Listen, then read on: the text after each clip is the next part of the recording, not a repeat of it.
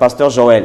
D'ailleurs, récemment, on était dans un débat quelque part et je lui ai fait parvenir aussi ce message en lui disant, pasteur, voilà, beaucoup de gens vous prennent comme exemple. Un jour, il faudra quand même parler pour expliciter. Exemple de l'atmosphère. Exemple de l'atmosphère. On dit que lui, il a beaucoup d'atmosphère.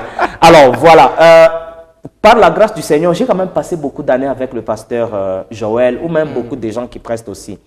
Moi, je l'ai connu pas comme quelqu'un, pas comme un pasteur, pas comme quelqu'un qui fait des fonds. Moi, je l'ai d'abord connu comme un très bon pianiste. C'est l'une de mes inspirations. L'une des personnes qui m'a donné ce goût-là de faire ce que je fais. Très bien. À l'époque, il était chez C Royal.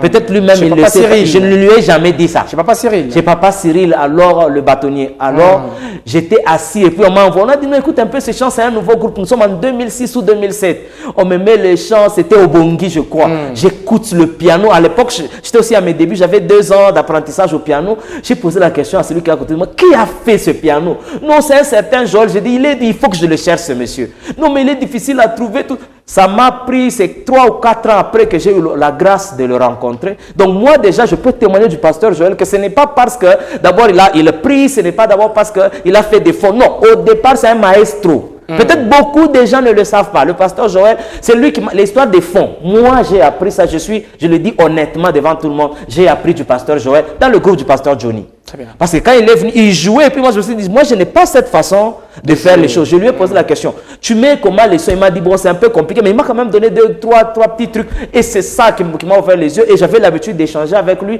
Et là où il est témoin, il le sait. Parce que nous devons apprendre à reconnaître aussi ce que les autres sont. Donc, le pasteur Joël, d'abord, pour commencer, c'est un maître.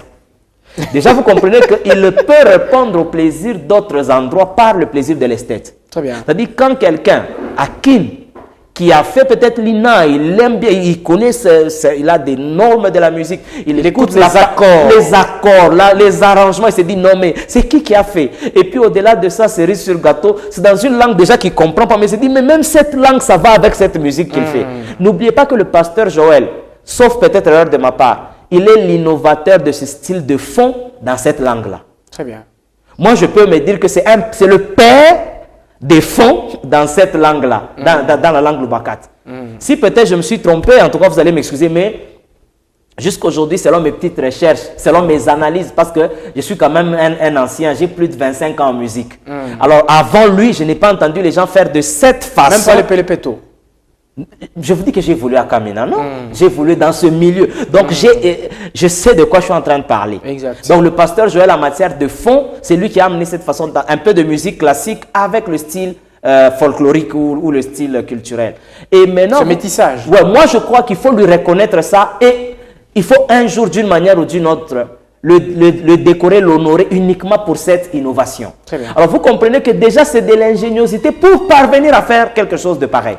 À côté de la prière. À côté de la prière, c'est un homme de prière. Parfois, nous, on l'appelait bulldozer. Parce que quand on préparait les concerts avec le pasteur Johnny, de toute façon, il nous prenait. À l'époque, il n'était pas connu. Il priait beaucoup déjà. C'est un amoureux de Dieu.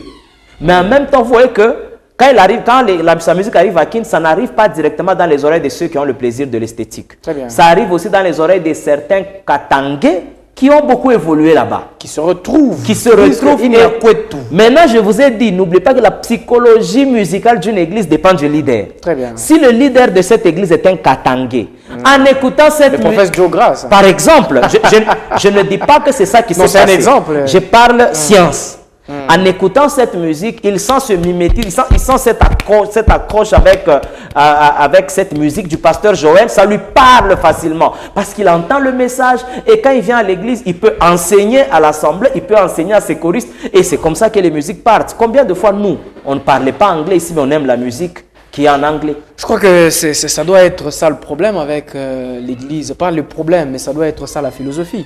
Avec la borne Kinshasa, c'est Jacques-André Vernon, il avait